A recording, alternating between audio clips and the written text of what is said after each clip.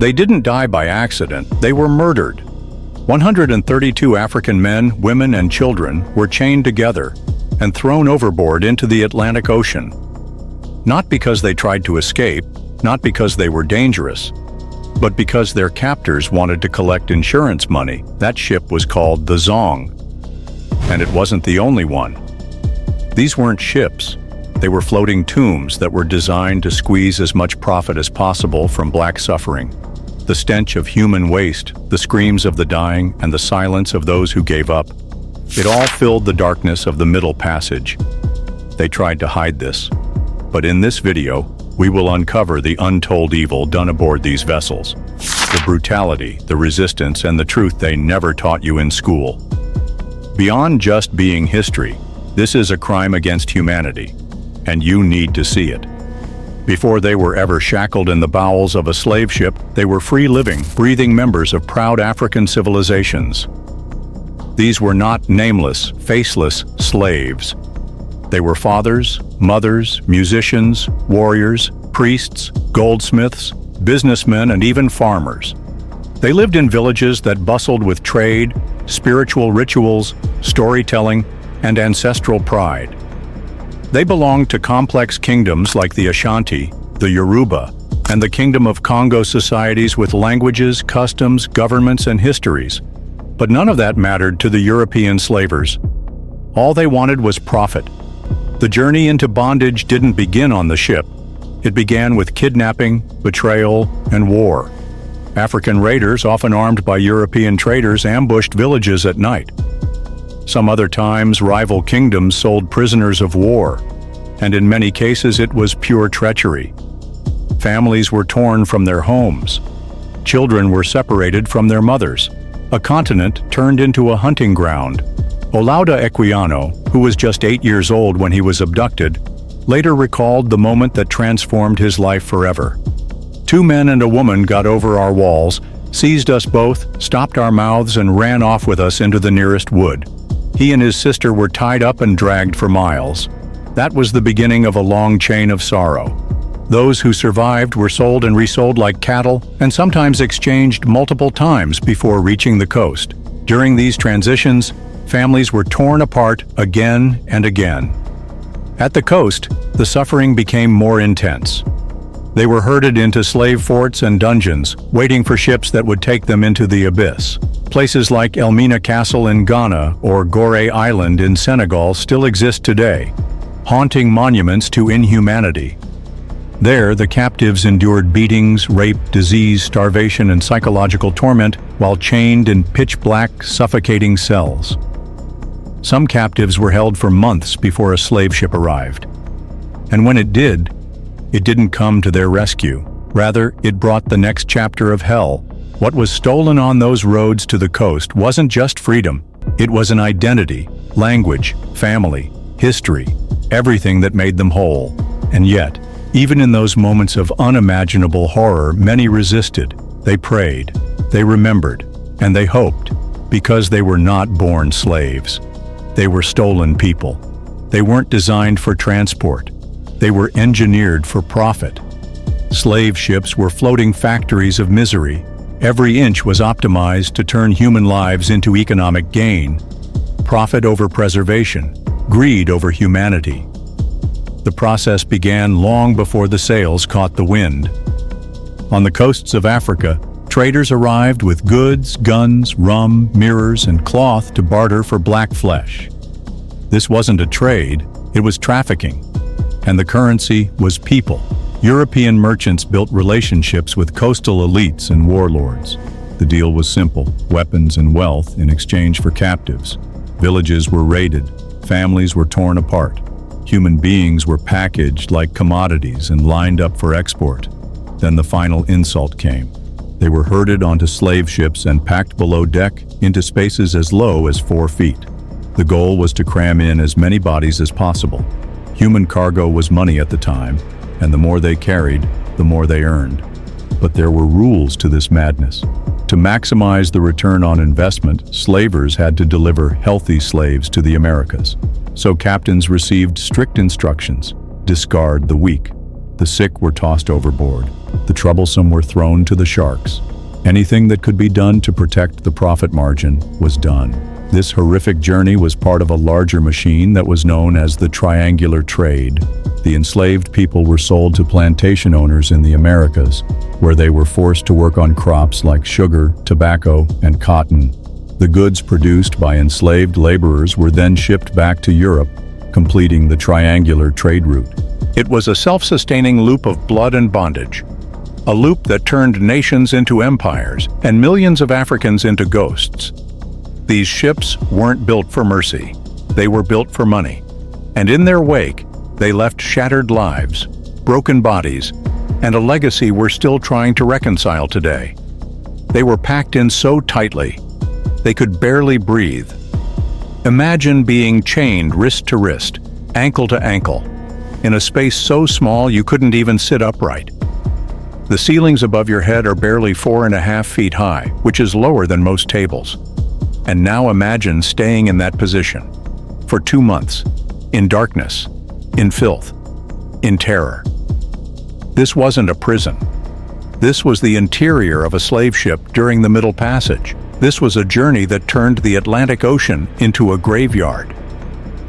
Between 1526 and 1867, more than 12.5 million Africans were shipped across the Atlantic, but only around 10.7 million survived the voyage. That means at least 1.8 million souls perished at sea, and those are just the ones we know about. Their bodies were dumped overboard, swallowed by the waves, and their stories were lost in the silence of the deep. Below deck, enslaved Africans were shackled together in rows, side by side, head to foot. No room to stretch, no room to turn. Just raw wood beneath them and the smell of vomit, blood, feces, and death surrounding them. There were no toilets, no sanitation, no privacy. People relieved themselves where they lay. Buckets were rarely emptied.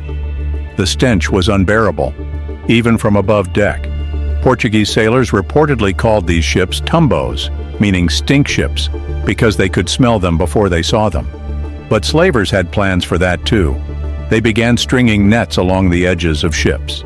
Not for fishing, but to catch those trying to escape by suicide. Even death had to be denied if it meant the slavers could preserve their cargo. The goal wasn't to keep the Africans alive because of compassion. It was pure economics. They needed them just alive enough to sell. Captains and ship owners calculated every inch of space and every drop of water. Human beings were reduced to inventory, inspected, branded, insured. Yes, insured. This wasn't fiction. It happened. Several times. There's even a name you should never forget. The Zong.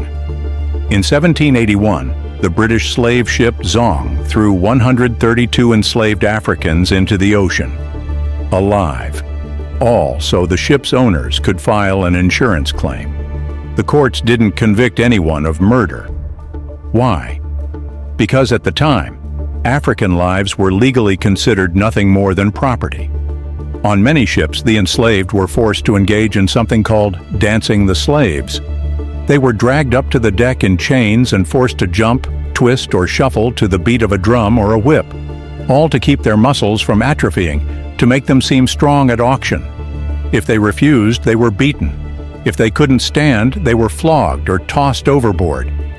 Women and children, though often unchained, faced horrors of their own. Being unchained meant they were easier prey for the all-male crew. Rape and sexual assault were common occurrence. Enslaved women were used and abused repeatedly on these floating prisons, with no means of protection or escape.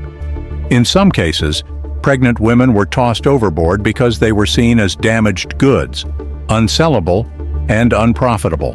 One ship captain, John Kimber, was famously tried for murdering a 15-year-old African girl who refused to dance. He ordered that she be flogged and suspended by one leg. She died from her injuries while he walked free. Every creak of the wood, every gust of sea air, every crashing wave was punctuated by the screams of the tortured, the moans of the dying, and the silent prayers of the living, prayers that were often unanswered. The Middle Passage wasn't just a voyage. It was a systematic dehumanization, a factory of death, a ritual of terror, And it was a cornerstone of a global economy that was built on black suffering. For many, the ship was their coffin, and the Atlantic was their grave. We must never forget them. They didn't die because they tried to escape. They died because they were worth more dead than alive. In 1781, the British slave ship Zong was overcrowded and adrift in the Atlantic, carrying 470 enslaved Africans, far more than it was built to handle. Disease broke out. Food and water were running low. The crew feared that the cargo might not survive long enough to be sold in the Americas.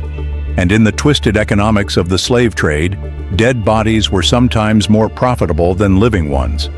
132 African men, women, and children were chained together and dumped into the ocean, not as a form of punishment, not in fear of rebellion, but to file an insurance claim. How pathetic. Insurance wouldn't pay for slaves who died from starvation or disease, but if they drowned, that counted as a loss at sea, a valid claim.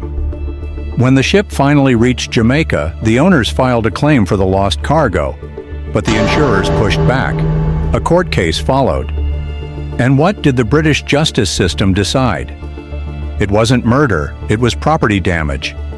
The court ruled in favor of the ship's owners, effectively declaring that the mass drowning of 132 Africans was nothing more than a financial dispute. To them, those people weren't sons, daughters, mothers, or warriors. They were cargo. Human life meant less than profit. And the Zong wasn't alone. This horrific practice of killing slaves for insurance money wasn't a rare accident. It was part of the system. A cruel, methodical tactic that was used by many slave captains to protect their bottom line. When a slave got sick or refused to eat, they were sent overboard. When food supplies ran low and the crew faced starvation, they killed the slaves to save resources, then claimed the loss. Take the case of Captain James de Wolfe. In 1791, aboard a slave ship headed for the Americas, a young enslaved woman was suspected of having smallpox, though not confirmed, just suspected. De Wolfe didn't want to risk an outbreak, but instead of quarantining her, he ordered her thrown overboard. At first, his crew refused, not out of mercy, but because some wanted exposure to smallpox, believing they could develop immunity. So de Wolfe did it himself. He tied her to a chair, masked her face to keep her from screaming, and lowered her into the sea while other captives watched. A silent warning wrapped in terror. She drowned alone, tied up like unwanted cargo. And again, no charges, no justice, just silence. These weren't isolated atrocities. This was the logic of the slave ship, humans belittled to numbers, to costs, to insurance payouts. It's horrifying to think that the Atlantic Ocean, as wide and deep as it is, became a mass graveyard not just by accident, but by a clear design. A system where captains could do the unthinkable and still be rewarded for it. Because in the slave trade, evil was profitable. They chained their hands, shackled their feet, starved their bodies, and beat them into silence. But still, they fought back. What many history books rarely tell you is that the enslaved Africans aboard those floating tombs didn't all go quietly into the night. No, they resisted. They revolted. Even while choking on firstly, let's begin with the Little George in 1730. This British slave ship loaded 96 enslaved Africans from the Guinea coast, bound for Rhode Island. But the captives had other plans. Several men attacked the crew with weapons they'd quietly scavenged, slipping out of their shackles one night, killing 3 instantly. The rest were taken hostage. Against all odds, the Africans sailed the ship back to Sierra Leone, where they released the crew and disappeared into the forest. This wasn't just a revolt. It was a bold reclamation of power. Then came the Amistad, perhaps the most famous uprising in slave ship history. In 1839, a group of Africans, who were led by the brave and brilliant Joseph Cinque, were being illegally smuggled across Cuban waters. Cinque and the other men became tired of the abuse and degradation. They broke free using a file to unlock their chains, then stormed the deck, killed the captain, and took over the vessel. But instead, they were deceived and landed in the United States.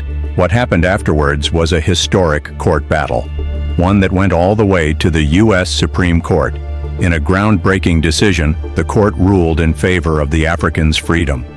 In 1842, Zong and 34 others returned home victorious. Their story shook the foundation of the pro-slavery argument. Just 2 years later, another revolt sent shockwaves through the world. The Creole Revolt of 1841. The ship carried about 135 enslaved people from Virginia, bound for New Orleans. But mid-journey, the enslaved rebels took the ship by force. They redirected the Creole to Nassau, Bahamas, a British territory where slavery had been abolished. There, British officials granted them asylum and freedom. It remains the most successful slave revolt in U.S. maritime history, and it worked without a single British gun being fired. In 1732, 50 Africans overtook a New Hampshire slave ship and killed the crew. In 1764, captives in Senegal freed themselves and bludgeoned the crew to death before vanishing. In 1747, hundreds revolted on a West African vessel and killed nearly the entire crew. What's astonishing is that many of these revolts were led by people who were starving, chained, and diseased. And yet, they fought. They strategized. They risked everything for one shot at freedom. They did not wait for deliverance. They became their saviors. Let that sink in. In the darkest, filthiest holds of a slave ship, in the belly of hell, these men and women still believed they had a right to live freely.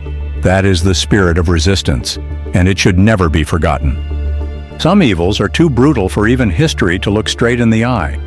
Among the countless atrocities committed aboard slave ships, one of the least talked about, yet most devastating, was the suffering of enslaved African women. These women were more than just captives. They were survivors of a double cruelty, shackled by race and targeted by gender. Unlike the men, enslaved women were often left unchained during the Middle Passage, not out of mercy, but opportunity. Their unshackled state made them more accessible to the male crew. Slave ships were hypersexualized spaces, where women were routinely exploited for the pleasure and dominance of the crew. The story of a 15-year-old girl aboard the Recovery, captained by John Kimber, illustrates this horror. In 1791, she was flogged repeatedly, not because she rebelled or tried to escape, but for refusing to dance. On slave ships, dancing was a forced exercise that was meant to keep enslaved Africans healthy for the market. But for many women, it was also a humiliating performance. It was a twisted display of forced submission. She refused. Kimber ordered her suspended by one leg and dropped to the deck again and again until she died. 27 other Africans perished during that same 57-day voyage. Kimber was brought to trial in 1792, but unsurprisingly, he was acquitted. There was no justice at sea. Women had no protectors. Unlike white female immigrants or convicts who at times had matrons or female ship conductors to look after them, enslaved African women had no such luxury. They were surrounded by men who were often drunk, armed, and cruel. And yet, even within this nightmare, some women resisted in the only ways they could. Some used the crew's assumptions of female inferiority to gain moments of mercy. Others tried to manipulate their captors to protect themselves or fellow captives. It was not a submission. It was all planned out. It was a desperate strategy for survival. But make no mistake, these women were not weak. They endured what no human should ever endure, with a strength that defies imagination.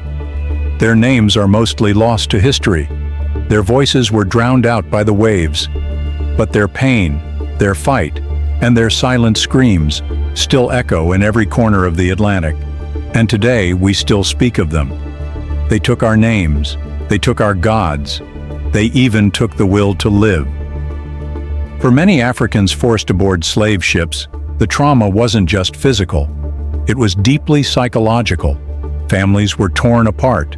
Mothers were ripped from daughters. Fathers were dragged away from their sons. And once they were on the ship, they were stripped of everything that defined them. Their names, their language, their rituals, their humanity. They became cargo, objects. The silence below deck was not peace. It was despair. People lay side by side in filth, unable to move, breathe, or grieve. And in that darkness, madness festered. Some shouted to gods no one could hear, others wept until they passed out. Children who were too young to understand witnessed horrors that carved lifelong scars into their minds, if they even survived. The pain was so excruciating and unbearable, but anyone caught trying to die was beaten, shackled tighter, or thrown back into the filth. This was not just a physical genocide, it was a spiritual annihilation.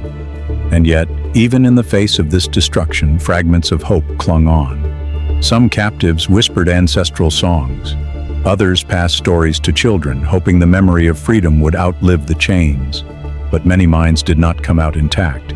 The Middle Passage broke them, and in breaking them, broke generations to come. The trauma endured aboard those ships did not die with the victims. It echoed across centuries, passed down in silence, in pain and memory. This was not a journey, it was a crucifixion at sea. For those who survived the floating tombs, what they met on the land was far from freedom. It was another kind of death. After some weeks, sometimes months, of suffocating inside the dark belly of a slave ship, the surviving Africans were brought on shore. But the nightmare wasn't over. It was just changing shape. They were marched from the docks and put on display like cattle, stripped completely naked, regardless of age or gender. Auction blocks were built in cities and towns across the Americas, where crowds gathered to watch the sale of human beings. Buyers came with sharp eyes and cruel hands. Teeth were inspected to check for age and health. Muscles were squeezed, women's and men's genitals were examined, not out of concern for well-being, but for breeding and exploitation. No part of them was sacred. No shred of dignity remained. Children were sold away from their mothers. Families were torn apart in split seconds. This was a policy that was meant for profit. Those purchased were sent to fields, mines, and plantations across Brazil, the Caribbean, and the American South. Sugar, tobacco, cotton, the crops that built European empires were watered with the sweat, blood, and bones of black laborers. There was no rest, no wage, no reprieve. Many of the ships that had brought them across the ocean didn't wait long. Once they were emptied of human cargo, they were filled with slave-produced goods. Barrels of sugar, tobacco bales, and sacks of cotton. Then they turned back toward Europe, closing the popular triangular trade. Europe profited. The Americas expanded. But Africa bled. The men, women, and children who were taken from the continent never returned home. They became the foundation of the African diaspora, a people who were scattered and forced into foreign lands, trying to remember who they were while being told they were nothing. That moment, stepping off the ship, marked the beginning of centuries of racialized bondage. For many, the ship was not just a vessel of travel. It was a portal from life into a long, slow death. And yet, they endured. The depth of the ocean is a graveyard. But unlike any other in human history, the names are missing, the coffins never built, and the cries still echo in silence. This wasn't just a trade. It was terror that was disguised as commerce. These ships weren't vessels. They were weapons of genocide, floating factories of death and dehumanization. Over 1.8 million Africans never even reached land. Their bodies were dumped into the sea, being chained, sick, starved, or simply unwanted. They were insured like cargo, murdered for profit, and forgotten by the very societies that built wealth on their backs. But we remember, because this isn't just history, it's inherited trauma. It's the forced silence passed down through generations. The reason entire bloodlines were broken, the root of why many in the African diaspora feel a pain they were never taught, yet still carry deep in their bones. We must never let the world forget what happened on those ships. And yet within that horror, there was resistance, unchained spirits that refused to be broken. Women who weaponized survival, men who fought through chains, children who held on to hope in the dark. This story is not just about suffering, it is about strength, unthinkable strength. So today, we honor them, those mothers, fathers, daughters, and sons, not as cargo or slaves, but as warriors, as humans. The Middle Passage may be beneath the waves, but the legacy rises above us all. Let the dead speak, and let the living never forget.